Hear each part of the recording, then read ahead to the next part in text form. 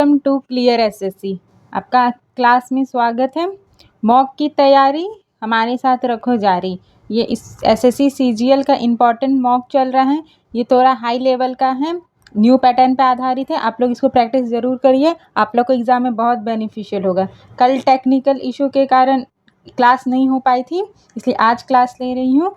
ये class number 5 है। Next video को लाइक शेयर सब्सक्राइब ज़रूर करें। चलिए हम लोग पहले क्वेश्चन की तरफ चलते हैं।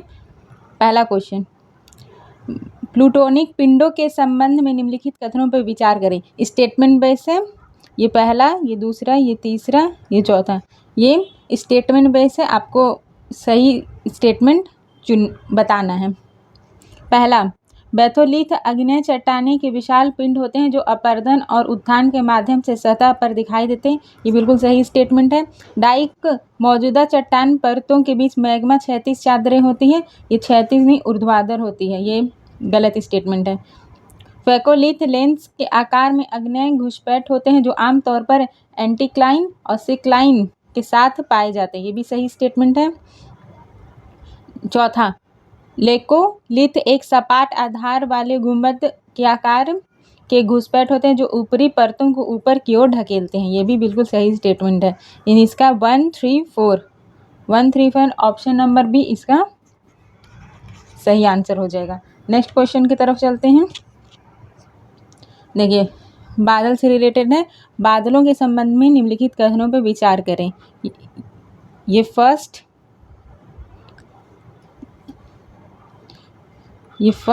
ये सेकंड, ये थर्ड, ये फोर्थ है। देखिए, पहला, निम्बस बादल वर्षा देने वाले और अपारदर्शी और सामान्यतः निम्न स्तर पर पाए जाते हैं। ये बिल्कुल सही स्टेटमेंट है। जो निम्बस बादल होते हैं इसी से वर्षा होती है।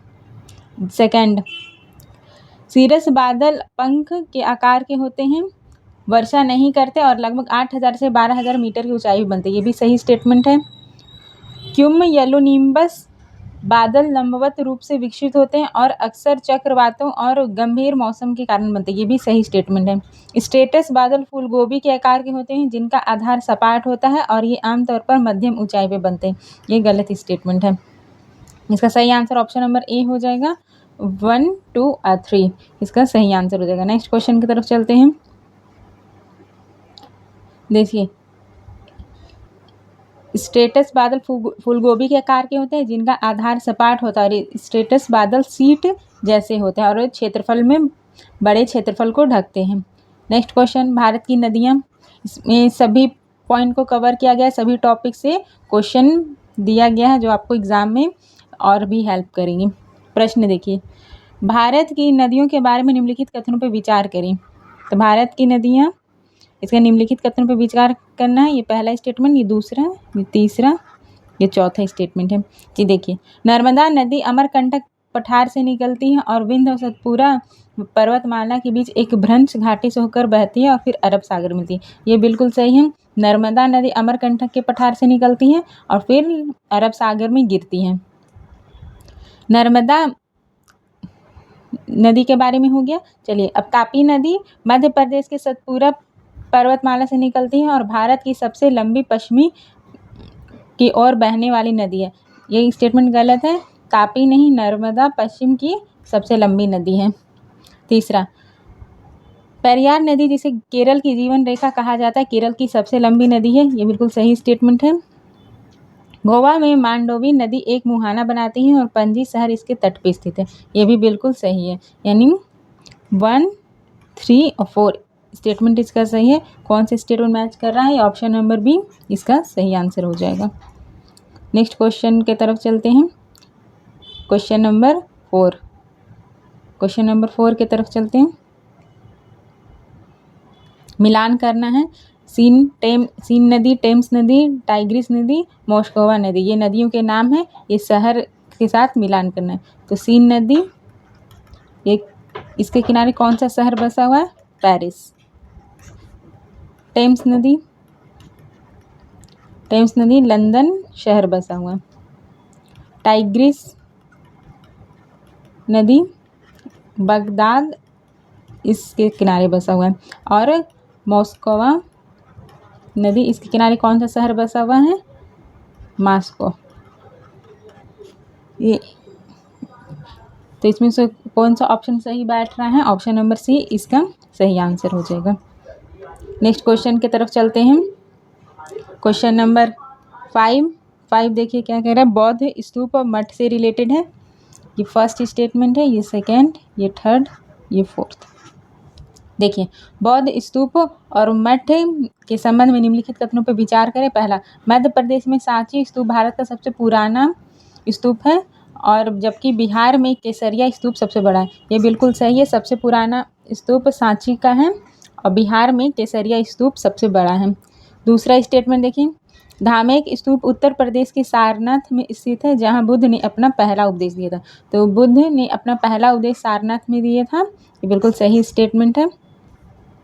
तीसरा, लद्दाख में स्थित शांति स्तूप जो सफ़ेद है की स्थापना शाक्य वंश द्वारा की गई। स्टेटमेंट गलत है। ये शाक्य वंश द्वारा नहीं, ये जापान के एक मठ संगठन द्वारा किया गया था।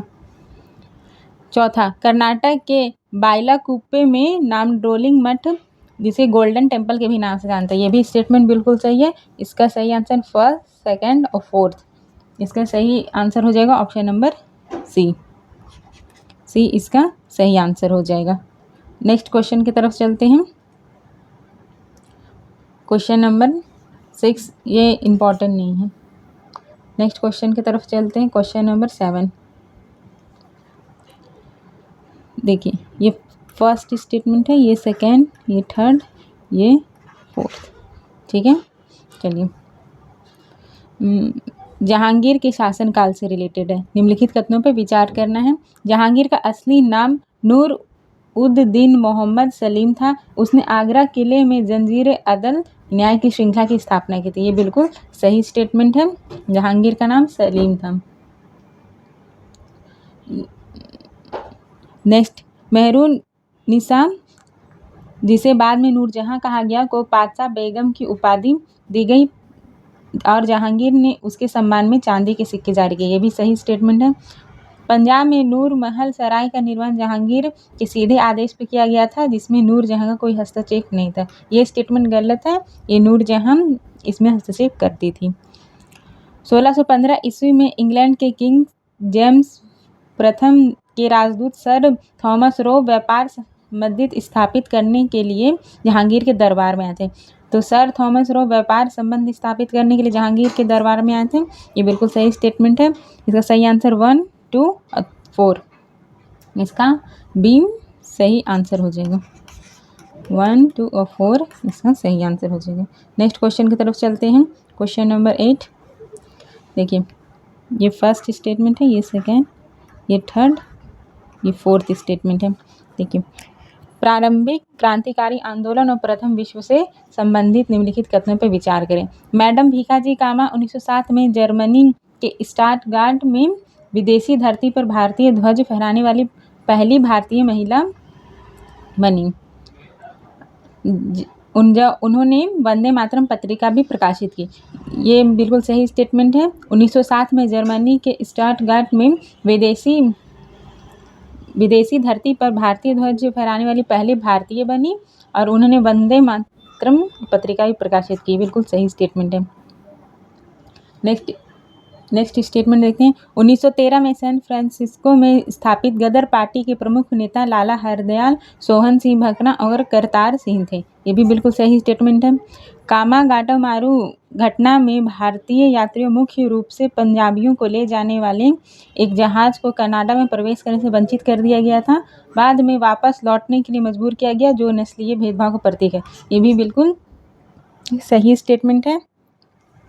नेक्स्ट, प्रथम विश्व युद्ध के दौरान गदरियों को दबाने के लिए अंग्रेज द्वारा भारत रक्षा अधिनियम 1915 पारित किया गया था और बाद में इसे रॉलेट एक्ट द्वारा प्रतिस्थापित कर दिया गया। ये भी बिल्कुल सही है। चारों स्टेटमेंट बिल्कुल सही है। ऑप्शन नंबर डी इसका सही आंसर हो जाएगा। नेक्स्ट क्वेश्चन की तरफ चलते हैं। क्वेश्चन नंबर 10, ये गवर्नर जनरल उनके सुधार से रिलेटेड है। उसके निम्नलिखित कथनों पर विचार करें। ये फर्स्ट है, ये सेकेंड, ये थर्ड, ये फोर्थ। वॉरेन हेस्टिंग बंगाल के पहले गवर्नर थे। उन्होंने 1784 में एशियाटिक सोसाइटी ऑफ बंगाल की स्थापना का श्रेय दिया जाता है। ये बिल्कुल गलत है। वॉरेन हेस्टिंग्स ने विलियम जोन्स ने एशियाटिक सोसाइटी ऑफ बंगाल की स्थापना की थी। दूसरा देखिए, लॉर्ड कॉर्नवालिस को भारत का सिविल सेवाओं का जनक के रूप में याद किया जाता है और उन्होंने 1793 में स्थायी बंदोबस्त की शुरुआत की थी। ये बिल्कुल सही है। कॉर्नवालिस को भारतीय सिविल का जनक के रूप में जाना जाता है और स्थायी बंदोबस्त भी उन्होंने शुरू किया था। नेक्स्ट स्टेटमेंट देखिए, लॉर्ड विलियम बेंटिक जिन्हें भारत का आधुनिक शिक्षा के जनक के रूप में जाना जाता है, 1829 में सती प्रथा को समाप्त कर दिया और ठगी पंथ को भी दबा दिया। ये भी सही है। इन्होंने 1829 में सती प्रथा को समाप्त किया और ठगी को भी दबा दिया था।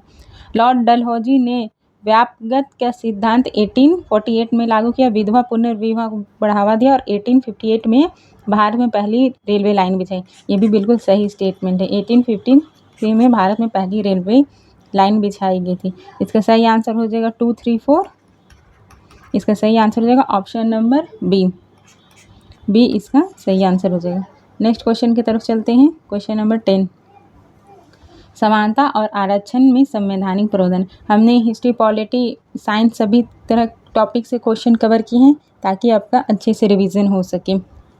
आप लोग वीडियो को शेयर ज़रूर करें कि ज़्यादा से ज़्यादा लोग इसे देख सकें। देखिए प्रश्न, ये पहला स्टेटमेंट है, ये दूसरा, ये तीसरा, ये चौथा। देखिए, अनुच्छेद 15 राज्य के महिलाओं और बच्चों के साथ साथ अनुसूचित जाति और अनुसूचित जनजाति के उन्नति के लिए विशेष प्रावधान का अधिकार देता है। तो अनुच्छेद जो 15 है, आर्टिकल 15, ये बच्चों के ST SC महिलाओं के लिए विशेष प्रावधान का अधिकार देता है। ये बिल्कुल सही स्टेटमेंट है। अनुच्छेद 16 सार्वजनिक रोजगार का अवसर की समानता प्रावधान करता है, लेकिन राज्य के पिछड़े वर्ग के लिए आरक्षण प्रदान करने की भी अनुमति देता है जो राज्य सेवाओं में अपर्याप्त रूप से प्रतिनिधित्व करते हैं। तो आर्टिकल जो 16 है वो समान रोजगार जो सरकारी नौकरी है उसके लिए प्रावधान करता है और सभी को रोजगार देने के लिए, जो पढ़े लिखे नहीं है वो मनरेगा में काम करते हैं जो सरकार द्वारा संचालित किया जाता है, और OBC ST SC इन सब के लिए आरक्षण प्रदान करने का प्रावधान करता है। ये भी सही है। देखिए नेक्स्ट स्टेटमेंट, BP मंडल के अध्यक्ष में मंडल आयोग 1979 में OBC के लिए 27% आरक्षण की सिफारिश की, जिसे 1990 में प्रधानमंत्री BP सिंह द्वारा लागू कर दिया गया था। ये बिल्कुल सही है। 27% आरक्षण OBC के लिए मंडल आयोग द्वारा किया गया था 1979 में, और 1990 में प्रधानमंत्री BP सिंह ने इसे लागू भी कर दिया था।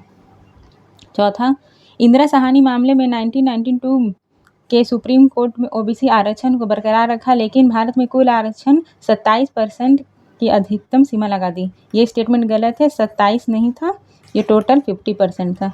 ये 50% से ज़्यादा आरक्षण नहीं होगा। ये स्टेटमेंट गलत है। तो 1, 2, 3 इसका सही आंसर हो जाएगा ऑप्शन नंबर ए इसका सही आंसर हो जाएगा। नेक्स्ट क्वेश्चन की तरफ चलते हैं।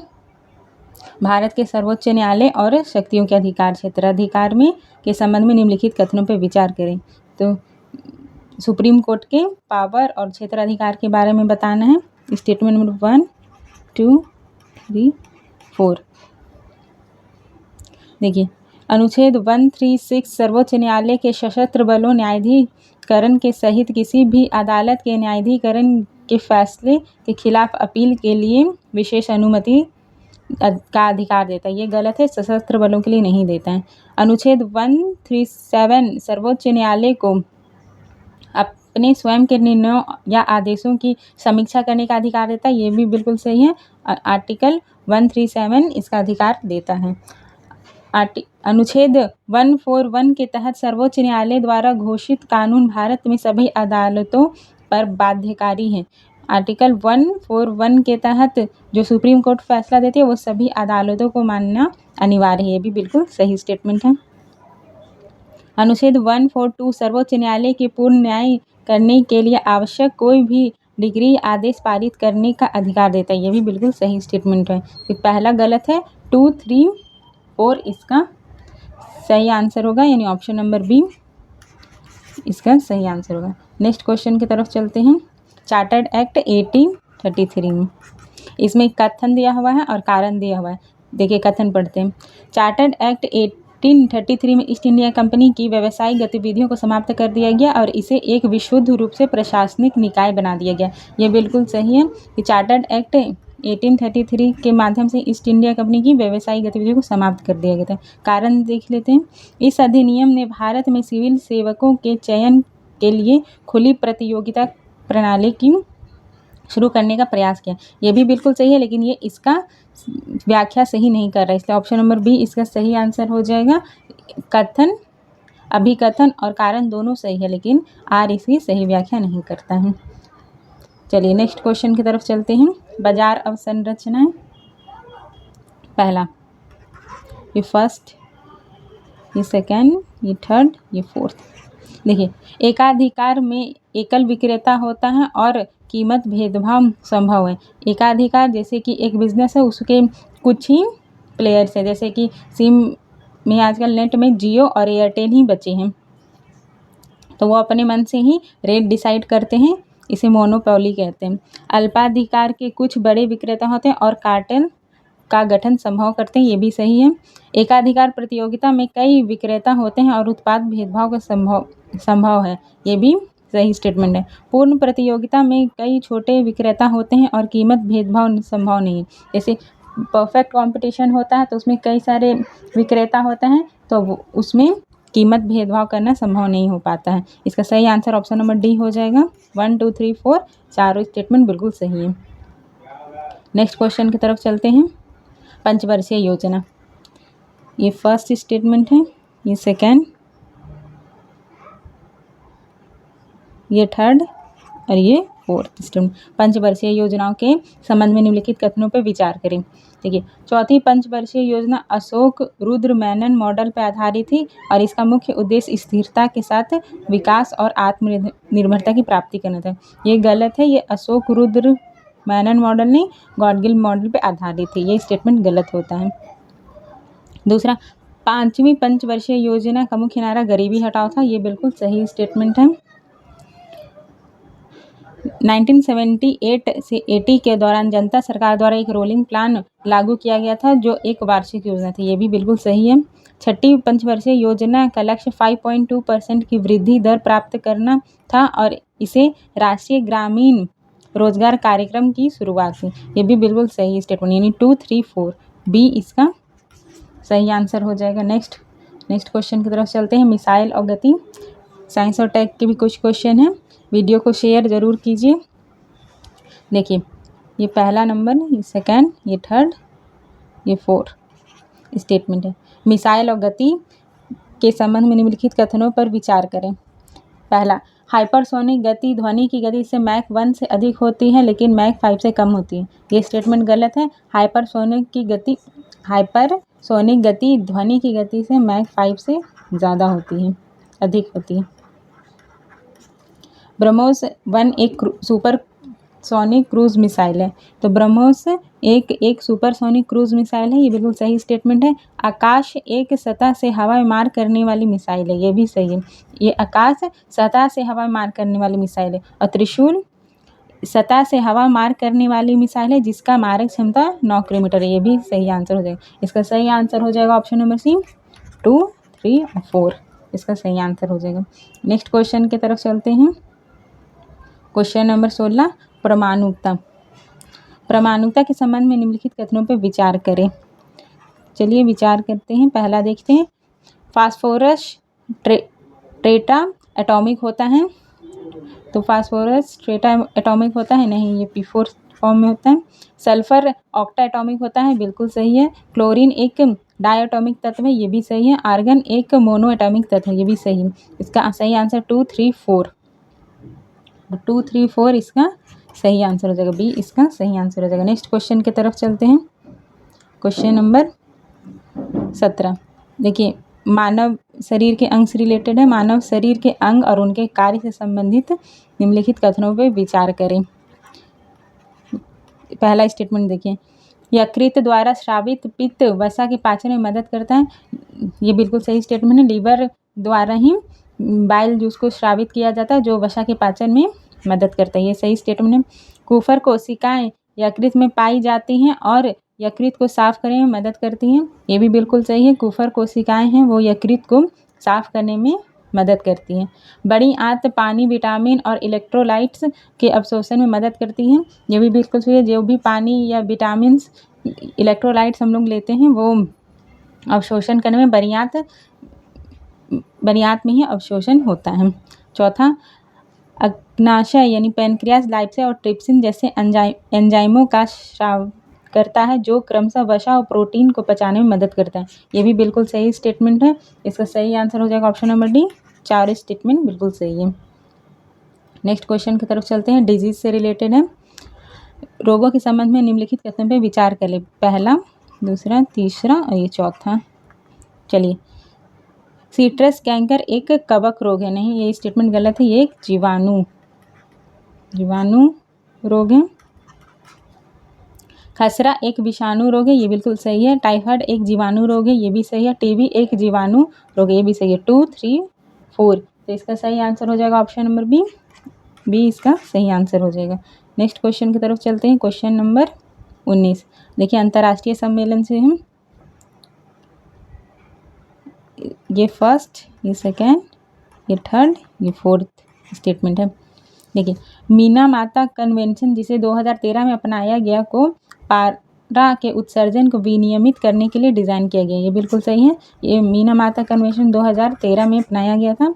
मॉन्ट्रियल प्रोटोकॉल जो एक ओजोन को नष्ट करने वाला पदार्थ को चरणबद्ध तरीके से समाप्त करने के लिए एक वैश्विक समझौता है ने 2016 में किगाली संशोधन को जोड़ा जो हाइड्रोफ्लोरोकार्बन के चरणबद्ध तरीके से समाप्त करने पर केंद्रित है, ये बिल्कुल सही स्टेटमेंट है। मॉन्ट्रियल प्रोटोकॉल में ओजोन परत की संरक्षण की बात कही गई थी। नेक्स्ट स्टेटमेंट देखिए, बेसल कन्वेंशन खतरनाक अपशिष्ट और उनके निपटान के सीमा पर आवागमन को नियंत्रित करता है, ये भी बिल्कुल सही स्टेटमेंट है। 1992 में पृथ्वी शिखर सम्मेलन में एजेंडा 21 नामक एक गैर बाध्यकारी कार्रवाई योजना को अपनाया गया था, ये भी सही है। 1992 में पृथ्वी शिखर सम्मेलन हुआ था जिसमें एजेंडा 21 को अपनाया गया था, इसका सही आंसर ऑप्शन नंबर डी हो जाएगा। चारों स्टेटमेंट बिल्कुल सही है। चलिए नेक्स्ट क्वेश्चन की तरफ चलते हैं। नेक्स्ट क्वेश्चन है भारतीय शास्त्रीय नृत्य से रिलेटेड। ये फर्स्ट स्टेटमेंट है, ये सेकेंड, ये थर्ड, ये फोर्थ, ये फिफ्थ स्टेटमेंट है। चलिए, भारतीय शास्त्रीय नृत्य से संबंधित व्यक्तियों के संबंध में निम्नलिखित कथनों पर विचार करें। गुरु केलुचरण महापात्र ओडिसी नृत्य से संबंधित है, ये बिल्कुल सही है। गुरु केलुचरण महापात्र ओडिसी नृत्य से ही संबंधित है। बिरजू महाराज लखनऊ कालका बिंदादीन घराने से संबंधित है, ये भी बिल्कुल सही है। कोट्टकल नंद कुमारन नायर भरतनाट्यम नृत्य से संबंधित है, नहीं ये स्टेटमेंट गलत है। थर्ड वाला का भरतनाट्यम नहीं कथकली होगा, कथकली नृत्य से संबंधित है। ये केरल का डांस है, केरल का शास्त्रीय नृत्य है। चौथा स्टेटमेंट, मिलिना साल्विनी कथकली नृत्य से संबंधित है, ये भी सही है। कला मंडलम कल्याणी कुट्टी अम्मा मोहिनी अट्टम नृत्य से संबंधित है, ये भी बिल्कुल सही स्टेटमेंट है। सिर्फ थर्ड नंबर स्टेटमेंट इसका गलत है, तो इसका सही आंसर हो जाएगा ऑप्शन नंबर ए 1, 2, 4, 5 इसका सही आंसर हो जाएगा। नेक्स्ट क्वेश्चन की तरफ चलते हैं, क्वेश्चन नंबर 21। देखिए, जनगणना 2011 से रिलेटेड है। 1, 2, 3, 4 स्टेटमेंट 4 है। भारत की जनगणना 2011 के बारे में निम्नलिखित कथनों पर विचार करें। पहला, 1911-1921 की अवधि को भारत की जनसंख्यांकिकी इतिहास में महान विभाजक वर्ष के रूप में जाना जाता है, ये बिल्कुल सही है स्टेटमेंट है। 1911 से 1921 तक महान विभाजक वर्ष के बारे में जानते हैं क्योंकि इस समय भारत की जनसंख्या घटी थी। सेकेंड देखिए, भारत में सबसे अधिक बाल आबादी वाला राज्य उत्तर प्रदेश है, ये भी स्टेटमेंट बिल्कुल सही है। सबसे अधिक लिंगानुपात वाला केंद्र शासित प्रदेश पौंडुचेरी है और राज्य में केरल है। सबसे कम लिंगानुपात वाला राज्य हरियाणा है, ये भी सही है। चारों स्टेटमेंट बिल्कुल सही है, डी इसका सही आंसर हो जाएगा। नेक्स्ट क्वेश्चन की तरफ चलते हैं। भारत का त्यौहार, भारत के फेस्टिवल देख लेते हैं। ये first, second, third, fourth statement है। भारत में त्योहारों के संबंध में निम्नलिखित कथनों पर विचार करें। पहला, गौचा त्यौहार छत्तीसगढ़ में मनाया जाता है, ये बिल्कुल सही स्टेटमेंट है। सेंट फ्रांसिस जेवियर का भोज गोवा में मनाया जाता है, ये भी सही है। सेंट फ्रांसिस जेवियर का भोज गोवा में मनाया जाता है। माधवपुर मेला गुजरात में आयोजित किए जाते हैं, ये भी स्टेटमेंट बिल्कुल सही है। नेक्स्ट स्टेटमेंट देखते हैं। फुलाई त्यौहार हिमाचल प्रदेश में मनाया जाता है, ये भी सही है। तो चारों स्टेटमेंट बिल्कुल सही है, यानी ऑप्शन नंबर डी इसका सही आंसर हो जाएगा। नेक्स्ट क्वेश्चन की तरफ चलते हैं। निजता का अधिकार, राइट टू प्राइवेसी, उससे रिलेटेड क्वेश्चन है। देखिए क्वेश्चन, निम्नलिखित में से किस मामले में सर्वोच्च न्यायालय ने भारत के संविधान के अनुच्छेद 21 के तहत निजता का अधिकार को मौलिक अधिकार के रूप में मान्यता दी है? तो बताना है कि संविधान के अनुच्छेद 21 जो राइट टू लाइफ है, उसके तहत निजता के अधिकार को मौलिक अधिकार के रूप में मान्यता दी है। ये कौन सा मामले में? इसका सही आंसर हो जाएगा option number B, KS Puttaswamy बनाम भारत संघ। नेक्स्ट देखते हैं ब्रिक्स 2025 के भारत की भागीदारी। देखिए ये पहला स्टेटमेंट है, ये दूसरा है, ये तीसरा है, ये चौथा है। चलिए, ब्रिक्स 2025 में भारत की भागीदारी के बारे में निम्नलिखित कथनों पर विचार करें। पहला, 17वां ब्रिक्स शिखर सम्मेलन 2025 ब्राज़ील के रियो डी जेनेरियो में आयोजित किया गया था, जिसका विषय अधिक समावेशी और सतत शासन के लिए वैश्विक दक्षिण सहयोग को मजबूत करना है। ये बिल्कुल सही स्टेटमेंट है। अभी ब्राज़ील में हो रहा है 2025 का, और इसका जो विषय है वो अधिक समावेशी और सतत शासन के लिए वैश्विक दक्षिण सहयोग को मजबूत करना है। दूसरा स्टेटमेंट देखिए, इंडोनेशिया जनवरी 2025 में ब्रिक्स में शामिल हुआ, जो इसमें शामिल होने वाला पहला दक्षिण पूर्व एशियाई देश बना। तो इंडोनेशिया पहला दक्षिण पूर्व एशियाई देश बन गया है, ये भी स्टेटमेंट बिल्कुल सही है। नेक्स्ट देखिए, भारत 18वें ब्रिक्स शिखर सम्मेलन की मेज़बानी करेगा। तो भारत जो है वो 18वें ब्रिक्स शिखर सम्मेलन की मेज़बानी करेगा, ये भी स्टेटमेंट बिल्कुल सही है। थर्ड भी सही है। ब्रिक्स की औपचारिक स्थापना 2009 में हुई, जिसमें दक्षिण अफ्रीका इसके संस्थापक देशों में से एक था। नहीं, ये गलत है। दक्षिण अफ्रीका 2010 में ज्वाइन किया था, 2009 में नहीं। इसका ब्रिक्स की औपचारिक स्थापना में ये नहीं था। चलिए, तो इसका सही आंसर हो जाएगा इस ऑप्शन नंबर सी इसका सही आंसर हो जाएगा। नेक्स्ट क्वेश्चन की तरफ चलते हैं। क्वेश्चन नंबर 25, 34वें सरस्वती सम्मान 2024 के बारे में। तो देखिए, ये पहला स्टेटमेंट है, ये दूसरा, ये तीसरा स्टेटमेंट है। देखिए, 34वें सरस्वती सम्मान 2024 के संबंध में निम्नलिखित कथनों पर विचार करें। पहला, यह भद्रेश दास स्वामी को उनकी संस्कृत कृति स्वामी नारायण सिद्धांत सुधा के लिए प्रदान किया गया था। ये बिल्कुल सही स्टेटमेंट। भद्रेश दास जी के उनकी संस्कृत कृति स्वामी नारायण सिद्धांत सुधा के लिए प्रदान किया गया था। के बिरला फाउंडेशन द्वारा यह पुरस्कार प्रति वर्ष 15 लाख रुपए के नगद पुरस्कार के साथ प्रदान किया जाता है। ये बिल्कुल सही स्टेटमेंट है। सरस्वती सम्मान के पहले प्राप्तकर्ता 1991 में हरिवंश राय बच्चन जी थे, ये भी सही थे। 1991 में हरिवंश राय बच्चन जी ने इसे प्राप्त किया था। ये तीनों स्टेटमेंट बिल्कुल सही है, डी इसका सही आंसर हो जाएगा। चलिए, सुबह में करंट अफेयर की क्लास चलती है, आप लोग इसको देखिए और शेयर भी किया कीजिए, ये सभी एग्जामों के लिए बहुत इंपॉर्टेंट है। वीडियो को लाइक शेयर सब्सक्राइब ज़रूर करें। आप लोग इसे शेयर कीजिए ताकि हमें मोटिवेशन मिले और हम लोग और अच्छे वीडियो आप लोग के सामने ला सकें। इसका PDF Telegram channel clear SSC official पे आपको मिल जाएगा। Thank you for watching.